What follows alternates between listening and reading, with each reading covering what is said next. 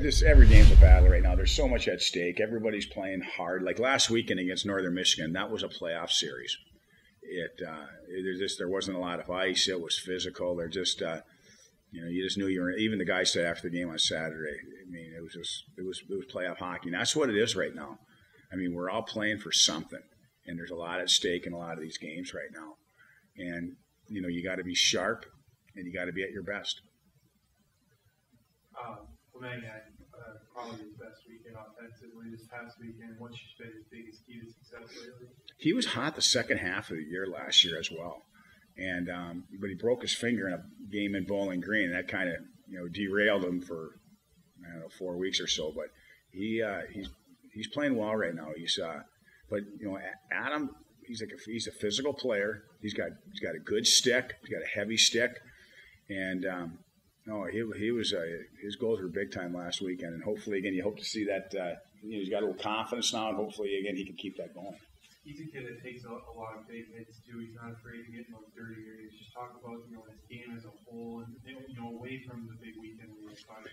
Well, you're spot on. He plays heavy. He plays heavy. He plays strong. He stays in front of the net. He dishes it out. He takes it. He's kind of one of those throwback type players. How big is it to get Kyle Wolf back in the lineup after this? It's just great having his presence. His presence. You know what? You can't. Words can't describe. Again, his presence in that locker room before the game. On the bench. Between periods, just the things he says, how he conducts himself, how he competes. I mean, again, he's just. It's great having him back. You've rolled out 48 different line combinations and 14 different set of deep pairs this year. And, it forces these guys to be versatile in terms of who they play with. How does can that versatility translate to resiliency when you're facing a one-goal deficit a couple times like you were? Who knows? I mean, we came back on Friday. I mean, I just thought we showed some on Saturday. We came back a couple times from one-goal deficits. And I thought that showed resiliency in our guys. And we get that lead on Friday. It would be nice to keep that lead. We got to make sure too that we close some of those games down. Those 2 road games, Michigan Tech that Saturday, and of course that Saturday too we had leads. But again, we also have to give credit to Northern Michigan. There was a lot of desperation. They played really good on Saturday, and once in a while that's what's going to happen. Is that we played pretty good too, but. Our guys found a way. Our guys found a way, and I was proud of our guys, last weekend. And because I said, those weren't easy conditions.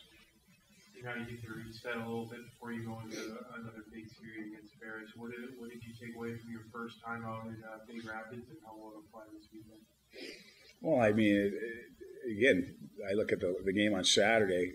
We were in a good spot. We went Friday night on the road.